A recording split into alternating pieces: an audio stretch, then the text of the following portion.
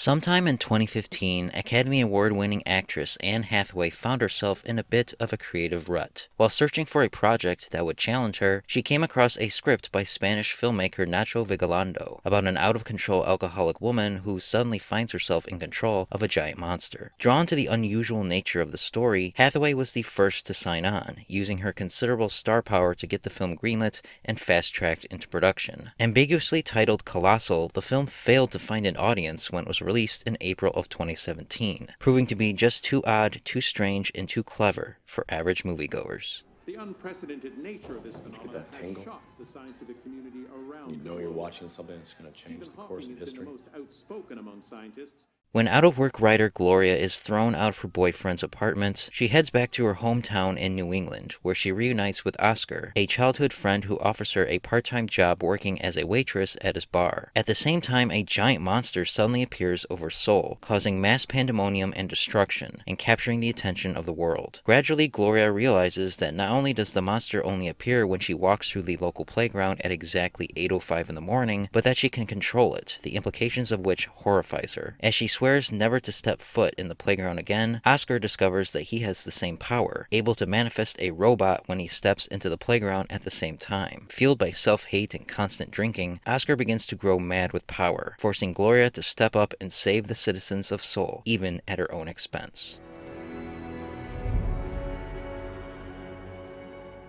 Colossal is a movie so bizarre in concept and so diverse in tone that if placed in the wrong hands, it would have failed spectacularly. Luckily, however, this is not the case. Through confident direction and a clever script by Nacho Vigalondo, the film is a monster movie with indie sensibilities, examining very real and intimate issues regarding toxic relationships and substance abuse by contextualizing them through the familiar trappings of the kaiju genre. City destruction, people running for their lives, monster brawls, it's all here. But like the best monster movies, it's not spectacle for spectacle's sake. This is a film where the monster as metaphor is out in full force, and while some may sneer at it as being pretentious, those open to the weirdness will find a one-of-a-kind film that's brilliance will sneak up on you.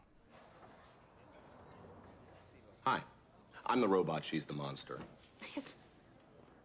Part of what makes Colossal work so well is the unpredictability of the story. The film goes in directions you don't expect, and where it ends up isn't always pretty. It is unafraid to visit the dark places of the human psyche, and there are some scenes of nail-biting tension that are genuinely hard to watch. But at no point does it ever devolve into outright bleakness. In fact, the film is actually pretty funny in places, encouraging you to laugh at the very same darkness it forces you to face. And it does this exceptionally well, able to balance tone in a masterful way that never draws attention to itself. Just like I thought.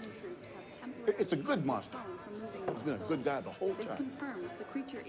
But by far the best thing about Colossal is its two leads. Anne Hathaway gives a wonderfully sympathetic performance as Gloria, a woman who just can't seem to control her worst impulses. And while this is obviously frustrating to the viewer, by the end you'll become heavily invested in her character, and are rooting for her to succeed. Conversely, there's Jason Sudeikis as Oscar, a man that at first seems friendly and kind, but gradually becomes more sinister as the film goes along. He is legitimately terrifying in some scenes, but not entirely without sympathy, making him even more frightening. Together, these two carry the film, bringing to life fully realized fictional characters that cover a wide spectrum of human emotions, framed on a grand scale without ever being preachy or pretentious.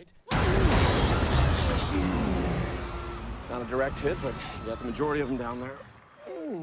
As far as the actual kaiju element, while it is limited, it is inherent to the core concept of the film, and every moment is effectively utilized to bring the themes to life. Gloria's monster is as strange looking as everything else, looking like a gangly gremlin or some mutated bipedal toad. And then on the other hand you have Oscar's robot, which has a very classical, almost Transformer-like feel to it. Given the film's small budget, the majority of the action is presented through television sets and phones, grounding it within the perspective of the characters while also adding a bit of commentary on the role technology and social media play in modern society. It's the most shallow aspect of the film for sure, but its presence is appreciated nonetheless. You know, I mean, look how many hits this thing has. There's not this many people alive in the world. Look. Okay, you're right. Never mind.